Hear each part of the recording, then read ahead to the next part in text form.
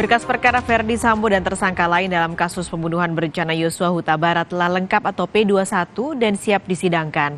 Kini yang perlu jadi perhatian adalah mengawasi para hakim serta jaksa agar tidak melanggar kode etik atau mendapat intimidasi. Sementara itu, keluarga almarhum Yosua berharap sidang kasus pembunuhan anaknya digelar secara terbuka.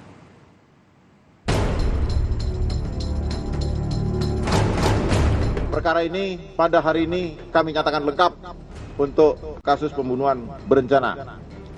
Penyidik menyerahkan tanggung jawab tersangka dan barang bukti pada jaksa untuk segera disidangkan. Setelah penyidikan berliku, persidangan Sambo, istri, dan para tersangka pembunuhan berencana Yosua menanti di depan mata. Kejaksaan Agung mengumumkan berkas perkara telah lengkap 28 September lalu. Karena berkas perkara telah lengkap, Polri akan menyerahkan seluruh tersangka pembunuhan berencana Yosua dan perintangan penyidikan serta barang bukti ke Kejaksaan Agung Senin pekan depan.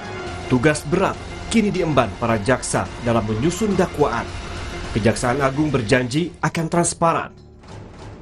Kita juga akan secara terbuka, transparan, dan monggo nanti publik akan menilainya. Tolong beri kesempatan kami untuk betul-betul menguatkan dakwaan ini. Soal dakwaan, ada pendapat yang menilai sebaiknya dipisah antara pembunuhan berencana dan perintangan penyidikan. Tetapi mantan Hakim Agung Gayus Lumbun mengingatkan pemisahan dakwaan bisa memunculkan masalah di antara para pengadil atau hakim. Bagusnya di splitsing ini adalah untuk menjadikan fokus tadi, tetapi kalau tidak bermanfaatannya, ini akan menjadi disparitas dalam pemahaman perkara ini. Disparitas itu terjadi akan sangat luas nanti. Artinya bahwa masing-masing kalau pengadilan sepakat dengan itu, bahkan sampai ke tingkat yang lebih atas, itu akan ada beberapa majelis nanti.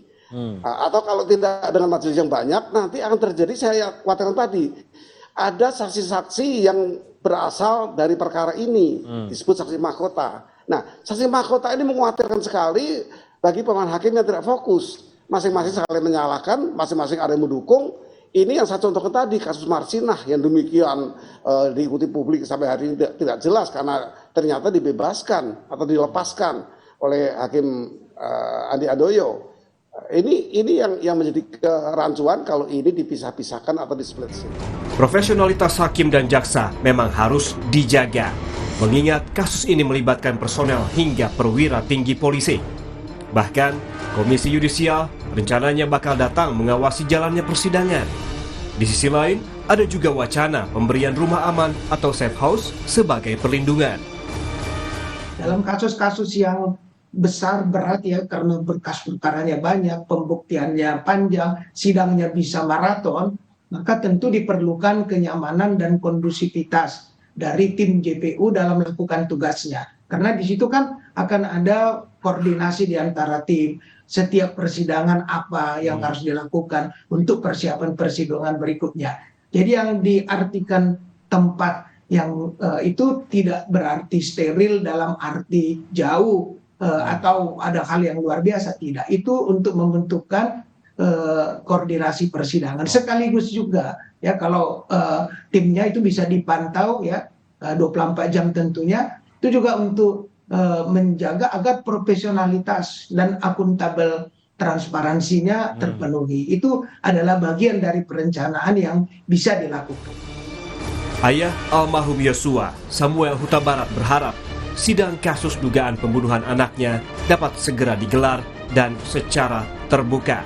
Ia pun menegaskan sudah seharusnya sejak awal Ferdi Sambo dan Putri Chandrawati blak-blakan soal kematian anaknya Brigadir Yosua Huta Barat. Jadi memang alangkah baiknya di persidangan nanti dia sangat terbuka. Apa yang terjadi sebenarnya? Yang lalu-lalu kan beritanya itu sinetronnya di Duren 3, pindah lagi ke Magelang. Jadi di sini yang perlu kita pertanyakan apa sebenarnya, makanya sinetronnya bisa berpindah-pindah. Terbukalah nanti persidangan ini untuk umum, jangan tertutup.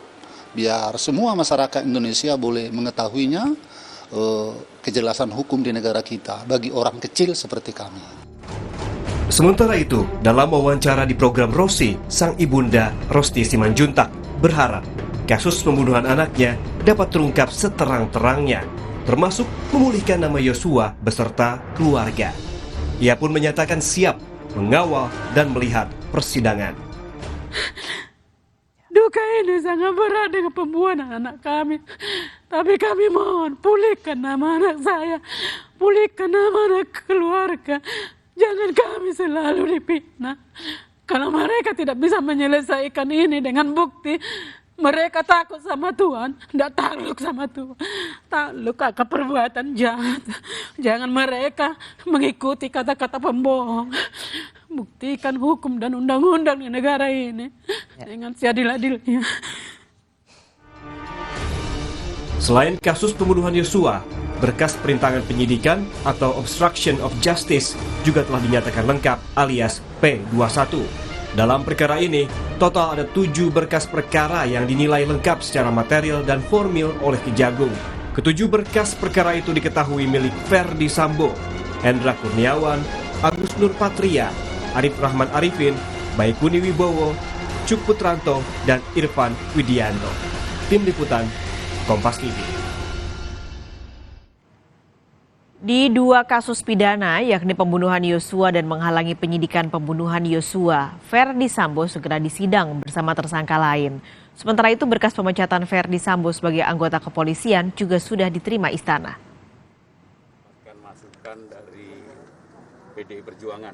Setelah 2 pekan diproses di kepolisian, berkas pemecatan Ferdi Sambo sebagai anggota kepolisian diterima pihak istana. Ya, pokoknya sudah sampai. Tunggu saja proses selanjutnya, ujar Sekretaris Kabinet Pramono Anung pada Kamis 29 September 2022 di Jakarta Convention Center.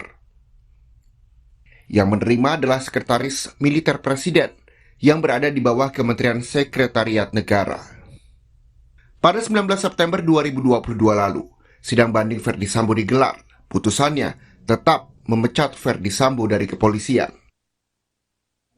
Memutuskan permohonan banding dari saudara pemohon banding nama Ferdi Sambo SIK MH, pangkat NRP, Irjen Pol NRP 73020260, jabatan Pakti Kesatuan Yanma Polri. 1. Menolak permohonan banding pemohon banding. Putusan banding ini bersifat final dan mengikat.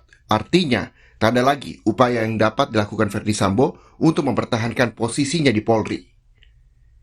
Selama 2 pekan diproses Divisi Sumber Daya Manusia Polri, berkas dikirimkan ke Istana Kepresidenan.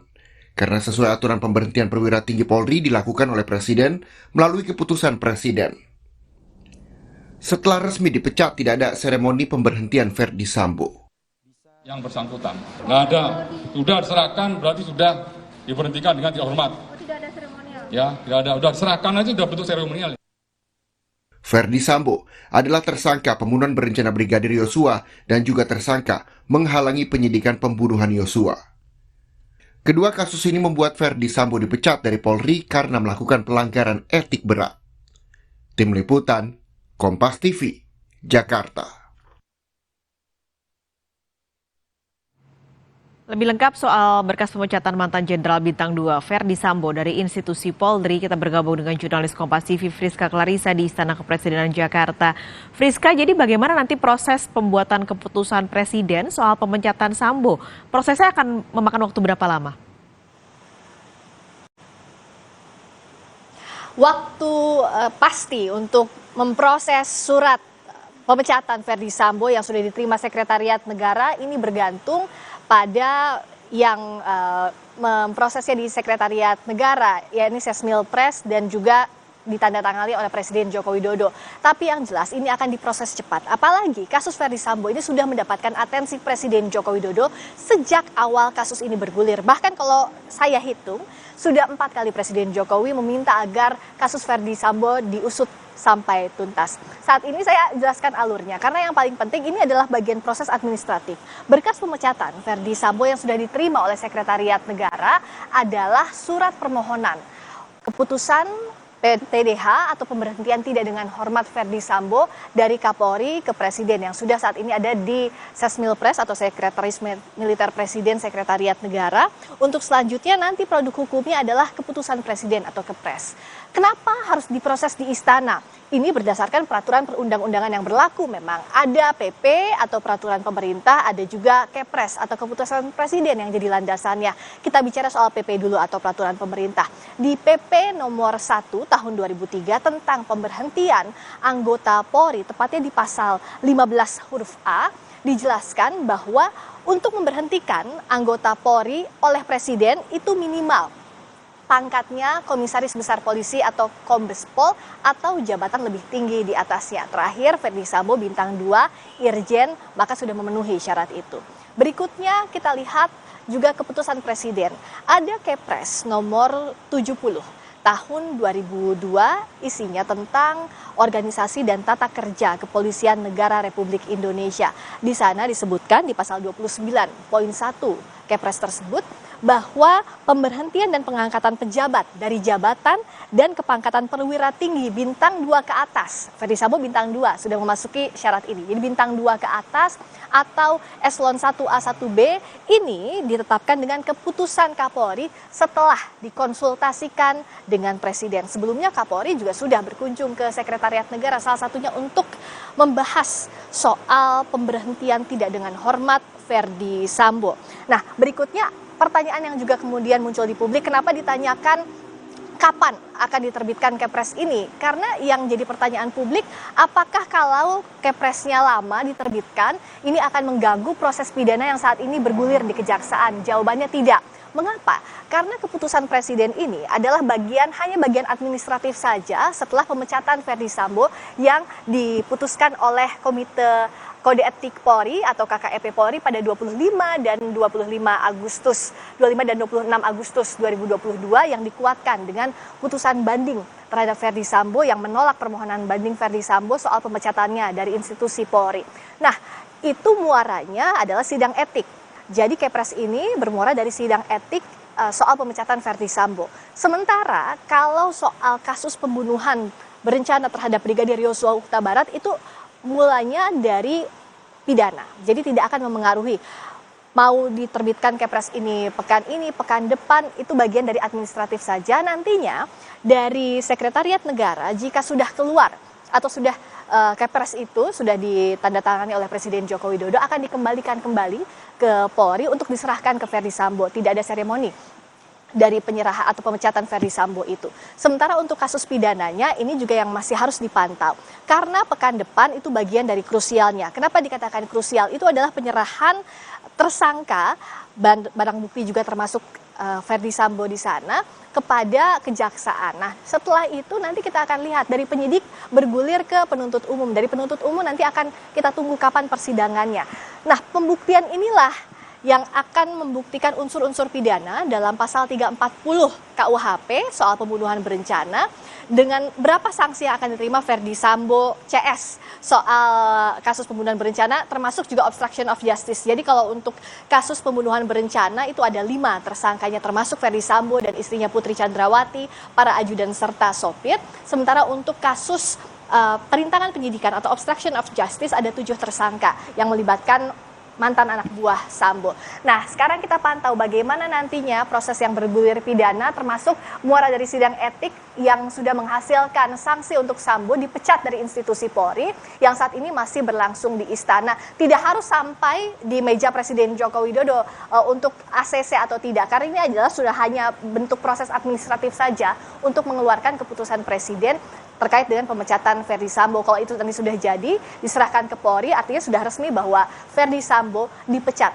dari institusi Polri yang sebelumnya menjabat Jenderal Bintang 2. Dari Istana Kepresidenan Jakarta, saya kembalikan ke Anda lagi, Paskalis di studio. Terima kasih Friska Clarissa melaporkan langsung dari Istana Kepresidenan Jakarta. Sementara itu, saudara, hari ini pengacara Bribka Riki